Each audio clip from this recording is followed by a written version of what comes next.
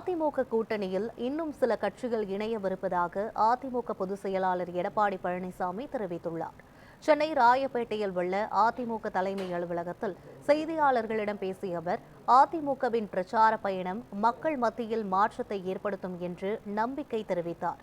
இதன் மூலம் சட்டப்பேரவை தேர்தலில் மாபெரும் வெற்றி பெற்று அதிமுக வரலாறு படைக்கும் என்றும் கூறினார். திமுக ஆட்சியின் அவலங்களை மக்களிடம் எடுத்துரைக்கப் போவதாக கூறிய அவர், வீடு வீடாக சென்று உறுப்பினர் சேர்க்கையில் ஈடுபடும் அளவுக்கு பரிதாபகரமான நிலையில் திமுக உள்ளது என்று சாடினார். கூட்டணி தொடர்பாக தாவேக தலைவர் விஜய் எடுத்தது அவருடைய முடிவு என்றும் குறிப்பிட்டார். திமுக ஆட்சியை அகற்றுவதற்கு அனைவரும் ஒன்றிணைய வேண்டும் என்று தெரிவித்த எடப்பாடி பழனிசாமி, அதிமுக கூட்டணியில் இன்னும் சில கட்சிகள் இணையும் என்றும் இதன் மூலம் அதிமுக கூட்டணி பலமான கூட்டணியாகும் என்றும் தெரிவித்தார்.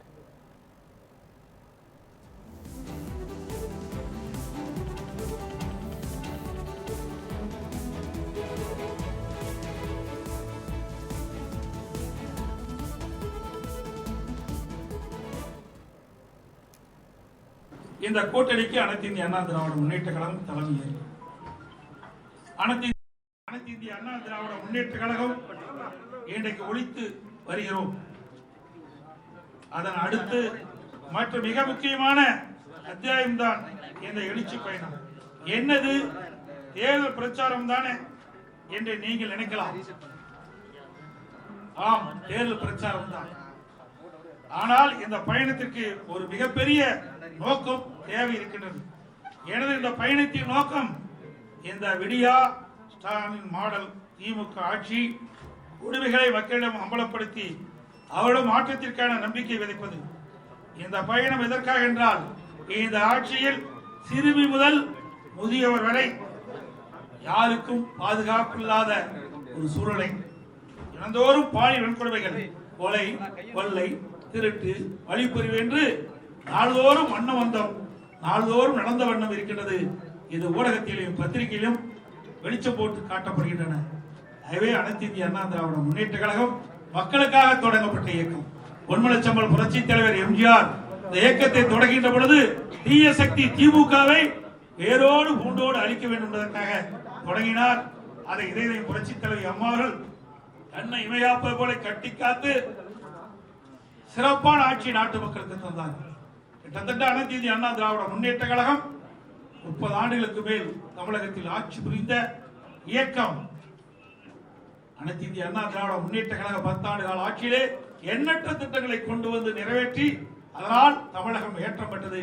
இந்தியாவிலேயே முதன்மை மாநிலம் என்ற பெயர் பெறுகின்ற அளவிற்கு திட்டங்களை கொண்டு வந்து மக்களுக்கு நன்மை கொடுத்த இயக்கம் அதிமுக இயக்கம், அதிமுக அரசாங்கம் என்பதை இந்த நேரத்தில் சுட்டிக்காட்ட விளைகின்றேன்.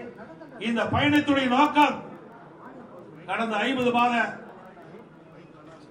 ஸ்டாலின் மாடல் ஆட்சியிலே மக்கள் பட்ட துன்பங்கள், துயரங்கள், வேதனைகள், கொடுமைகள் அத்தனையும் பட்டியலிட்டு மக்களிடத்திலே எடுத்து சொல்லி இந்த கொடுங்கோல் ஆட்சி, மக்களது ஆட்சி அகற்றுவதுதான் எங்களுடைய நோக்கம், லட்சியம் என்பதை இந்த நேரத்தில் தெரிவிக்கின்றேன். இந்த தேர்தல் சுற்றுப்பயணத்தின் மூலமாக மிகப்பெரிய மாற்றத்தை ஏற்படுத்தும். மக்களுடைய பேராதரவை அதிமுக பெறும். 2026 சட்டமன்ற தேர்தலில் வென்று அனைத்து இந்திய அண்ணா திராவிட முன்னேற்ற கழகம் வரலாற்றை படைக்கும் என்ற நேரத்தில் தெரிவித்து வருகிற 7ஆம் தேதி என்னுடைய தேர்தல் சுற்றுப்பயணத்தை கோவை மாவட்டம் மேட்டுப்பாளையத்தில் துவங்குகின்றேன். தமிழ்நாடு முழுவதும் 234 தொகுதியிலும் தேர்தல் சுற்றுப்பயணம் மேற்கொண்டு மக்களை நேரிலே சந்தித்து இந்த ஆட்சியுடைய அவலங்களை எடுத்துச் சொல்லி மக்கள் மனதிலே பதிய வைத்து மிகப்பெரிய மாற்றத்தை உருவாக்கி அனைத்து இந்திய அண்ணா திராவிட முன்னேற்ற கழகம் 2026 பெரும்பான்மை இடங்களில் வெற்றி பெற்று பெரும்பான்மையோட ஆட்சி அமைப்பதற்கு இந்த சுற்றுப்பயணத்தை மேற்கொள்வது என்பதை தெரிவித்துள்ளேன்.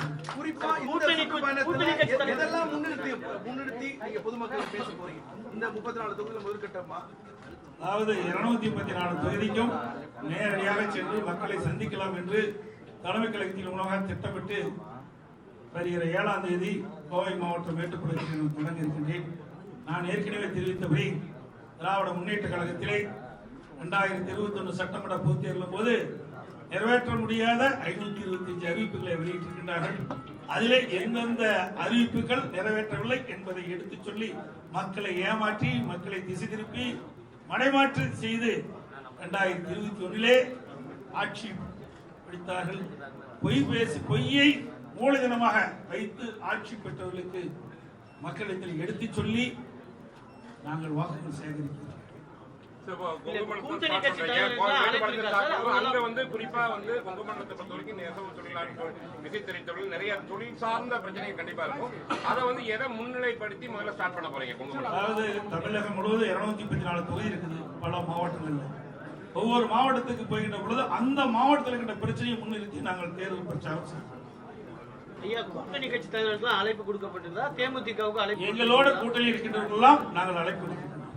தேமுதிக நீங்க கூட்டணியில் இருக்குன்னீங்க, இது வரைக்கும் அவங்க ஏத்துக்கல. அவர்கள் தான் ஜனவரி மாசம் தான் தேர்தல் அறிவிக்கிறாங்க. 26 ஜனவரியில் அவருடைய மாநாடு நடைபெறுவதாக செய்தியிலே பார்த்து அப்பொழுது தெரிவிப்பதாக சொல்லிவிட்டார். விஜய் நேத்து ஒரு முடிவை எடுத்து அறிவிச்சிருக்காரு, அவங்க கூட்டணி பத்தி தனித்து போட்டிடுவோம் முதலமைச்சர் வேட்பாளர். அது அவருடைய முடிவு. சார், அவர் உங்க கூட்டணி விமர்சிச்சிருக்காரு, பாஜகவோட அதிமுகவோட கூட்டணி விமர்சிச்சிருக்காரு, ஆதாயத்துக்கான கூட்டணி அப்படின்னு சொல்லியிருக்காரு. அது நீங்க எப்படி ஒவ்வொரு கட்சியும் ஒவ்வொரு விமர்சனம் செய்வது அதன் அடிப்படையில் அவர் செஞ்சிருக்காரு, அவ்வளவுதான். வேற என்ன? எல்லா திமுக விமர்சனம் செய்யலையா, விடுதலை சிறுத்தை செய்யலையா, காங்கிரஸ் செய்யலையா, கம்யூனிஸ்ட் செய்யலையா?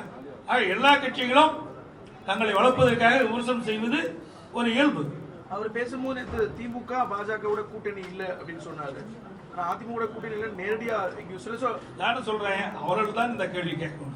என்னிடத்தில் கேட்டா எங்களிடத்தில் எங்களுக்கு உட்பட்ட கேள்வி கேட்டீங்களா, அதுக்கு பதில் கிடைக்கும். தாவேகாவுக்கு அழைப்பு கொடுப்பீங்களா? கூட்டணியில பங்கேற்க மாதிரி தாவேகாவுக்கு ஏதாவது அழைப்பு இருக்கா? அதாவது மக்கள் விரோத திமுக ஆட்சியை அகற்ற வேண்டும். அதில் ஒத்த கருத்துடைய கட்சிகள் எல்லாம் இணைந்து தேர்தலிலே கூட்டணி அமைத்து போட்டியிட வேண்டும் என்பதுதான் எங்களுடைய நோக்கம். அந்த நோக்கத்திலே யாரெல்லாம் திராவிட முன்னேற்ற கழகம் அகற்றப்பட வேண்டும் என்று எண்ணுகின்றார்களோ அவர்களோடு நாங்கள் கூட்டணி அமைப்பதிலே மகிழ்ச்சி அடைகின்றோம். அவர்களும் இதற்கு ஒத்துழைக்க வேண்டும் என்பதுதான் எங்களுடைய கருத்து. பாதுகாப்பு வழங்கப்பட்டிருக்குது. நீங்க மத்திய உள்துறை அமைச்சர் கோரிக்கை வச்சீங்களா, இல்ல அவங்களா வெடிகுண்டு மிரட்டல் எல்லாம் ஏற்கனவே உங்க இல்லத்துக்கு வந்து? ஏற்கனவே உங்களுக்கே தெரியும், நீங்களும் பத்திரிகையில் ஊடகத்திலே வெளிப்படுத்துறீங்க. அதன் அடிப்படையில் தான் வந்திருக்குது. தேசிய ஜனநாயக கூட்டணியில இங்க அங்க வைக்கிறீங்க, ஆனாலும் அதிமுக தான் தமிழ்நாட்டுல ஆட்சி இருக்கு அந்த ஸ்டாண்ட்ல இன்னுமே. அதாவது தெளிவா எனக்கு சென்னைக்கு அமித்ஷா அவர்கள் வந்த பொழுது உங்க ஊடக நபர்கள் அத்தனை பேர் இருந்தீங்க. நீங்க மட்டும் இல்ல, இந்தியாவில் இருக்கிற அத்தனை ஊடக நபர்களும் ஐடிசி கிராண்ட் ஹோட்டல்ல அங்க கூட்டணி குறித்து தெளிவாக மத்திய உள்துறை அமைச்சர் அமித்ஷா அவர்கள் தெரிவித்தார். அனைத்து இந்திய அண்ணா திராவிட முன்னேற்ற கழகம் பாரதிய ஜனதா கூட்டணி அமைக்கப்பட்டிருக்கிறது. இந்த கூட்டணிக்கு அனைத்து இந்திய அண்ணா திராவிட முன்னேற்ற கழகம் தலைமை. அனைத்து இந்திய அண்ணா திராவிட முன்னேற்ற கழகம் ஆட்சி அமைக்கும். முதலமைச்சர் வேட்பாளர் இபிஎஸ் அவர்கள் தெரிவித்தார். எல்லா ஊடகத்திலையும் பத்திரிகையிலும் வெளிப்படுத்தினீங்க.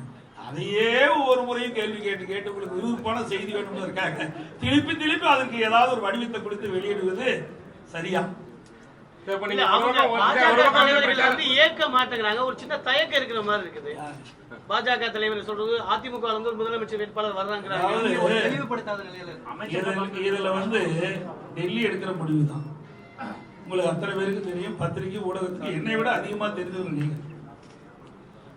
மாண்புமிகு மத்திய உள்துறை அமைச்சர் அவர்கள் கூறிய பிறகு அதற்கு அடுத்தாற்போல் யார் பேசினாலும் அது சரியல்ல என்பதுதான் என்னுடைய கருத்து. சார், இப்ப பிரச்சாரத்தை ஸ்டார்ட் பண்ண போறீங்க. இதை தொடர்ந்து ஏற்கனவே திருப்பவனத்துல நீங்க அந்த பாதிக்கப்பட்ட அந்த உங்க ஃபேமிலியில பேசிருக்கீங்க. நீங்க நேரில் போறீங்க. மறுபடியும் என்ன இந்த கோர்ட்ல கேஸ் போட்டதா அதிமுக வைக்கலாம். அந்த நிலைப்பாடு தொடர்ந்து காவல்துறை அந்த உயரதிகாரி முதற்கொண்டு யாருன்னு முதற்கொண்டு கேள்வி கேட்கக்கூடிய சூழல்ல அந்த பயணம் எப்படி இருக்கு? திருப்பவனத்தில் அந்த இது அதிமுக சார்பில் எந்தெந்த மாதிரியான இன்றைக்கு அந்த காவலாளி அஜித்குமார் இன்றைக்கு பத்திரிகையிலே ஊடகத்திலே வெளிவந்த செய்தி, காவலர்கள் விசாரிப்பதாக அழைத்துக் கொண்டு சென்று அவரை கடுமையாக தாக்கிய காரணத்தினால் அவர் மீது சுமார் 50 காயங்கள் ஏற்பட்டதாகவும் அந்த மருத்துவ சான்றிதழ் தெரிவிக்கின்றது. அதன் அடிப்படையில் அவர் இறந்ததாகவும் தெரிவிக்கின்றது. இன்றைக்கு நீதிமன்றத்துக்கு அந்த வழக்கு சென்று விட்டது. அனைத்து இந்திய அண்ணா திராவிட முன்னேற்ற கழகம் இதிலே நீதி கிடைக்க வேண்டும், உண்மை குற்றவாளிகள் யாரும் தப்பித்துவிடக் கூடாது என்பதற்காகத்தான் என்னுடைய கட்சியின் சார்பாக நாங்கள் நீதிமன்றத்தில் வழக்கு கொடுத்து இன்றைக்கு நீதியரசர் அதுக்கு ஒரு தனி நீதிபதியை நியமித்து விசாரணை மேற்கொண்டிருக்கின்றார்கள். நீதிமன்றத்திலே இந்த வழக்கு இருக்கின்ற பொழுது அதில் ஆழமாக செல்வது முறையாக இருக்காது என்று நீங்க எப்ப போறீங்க? நீங்க அந்த நாங்கள் அங்கே போகும்போது நாங்கள் சிவகங்கை மாவட்டத்துக்கு போகும்போது அங்கே போய் பாதிக்கப்பட்ட என் மகனை இழந்து வாடுகின்ற அந்த தாய்க்கும் அவருடைய சகோதரருக்கும் ஆறு சொல்ல நேரடியாக சென்று செல்வோம். தலைமைச் செயலகத்தில் ஒரு IAS அதிகாரி தான் வந்து சொன்னாங்க அப்படின்னு ஒரு விமர்சனம் வருது. அந்த IAS அதிகாரி யாரு? நீங்க தான் கண்டுபிடிக்கிறீங்க. நாங்க கண்டுபிடிக்கிற வேலை எங்களுக்கு அல்ல. ஆகவே தகவல் வந்து கொண்டிருக்கின்றன. அதிகார மையத்தில் இருந்து அந்த உயர்ந்த பதவியில் இருக்கின்றவர்கள் கூறிய காரணத்தினால்தான் இந்த சம்பவம் நடைபெற்றுள்ளதாக தகவல் வெளியாகியுள்ளன. அந்த அடிப்படையில் நீங்களும் கேள்வி கேட்டிருக்கிறீங்க. அது யார் என்பது நாட்டு மக்களுக்கு வெளிச்சத்துக்கு கொண்டு வர வேண்டும். இன்றைக்கு இந்த வழக்கு சிபிஐயிடம் ஒப்படைக்கப்பட்டிருக்கிறது. சிபிஐ விசாரணை மேற்கொள்கின்ற பொழுது அதற்கெல்லாம் விடை கிடைக்கும். இந்த 4 வருஷம் வந்து காவல்துறையோட செயல்பாடுகள் வந்து எப்படி இருக்குது? ஏன்னா நீங்களும் உள்துறை ஹேண்டில் பண்ணிருக்கீங்க, முதலமைச்சர் இருக்கீங்க. கடந்த 4 வருடங்கள் எப்படி இருக்குது? உங்களுடைய பத்திரிகையிலும் ஊடகத்திலும் வர செய்தியை சான்றாச்சு. உங்களுடைய பத்திரிகையிலும் ஊடகத்திலே அன்றாட செய்தி வந்து கொண்டிருக்குல்ல, பாலியல் கொடுமை, கொடூரமான கொலைகள், முதியோர்களை குறிவைத்த கொலைகள், போதைப் பொருள் விற்பனை, சட்ட ஒழுங்கு அடியோடு சீர்கட்டு விட்டது என்பதற்கு உங்கள் பத்திரிகையிலும் ஊடகத்திலும் அன்றாட வருகின்ற செய்தியே அதற்கு சான்று. இரட்டை இலை விவகாரத்துல கால நிர்ணயம் செய்ய முடியாது. தேர்தல் ஆணையம் உயர்நீதிமன்றத்தில் சொல்லியிருக்கிறது. 9 மாசம் தான் இருக்கு. நீதிமன்றத்தில் இருக்கின்ற கருத்து ஏற்கனவே உச்ச நீதிமன்றம் தீர்ப்பு அளிக்கப்பட்டுவிட்டது. அந்த தீர்ப்பின் அடிப்படையில் தான் நடந்து முடிந்த நாடாளுமன்ற தேர்தலில் நாங்க போட்டியிட்டோம். ஆகவே இதெல்லாம் நீதிமன்றத்தில் இருக்கின்ற வழக்கு குறித்து இங்கே விவாதிப்பது உகந்ததல்ல.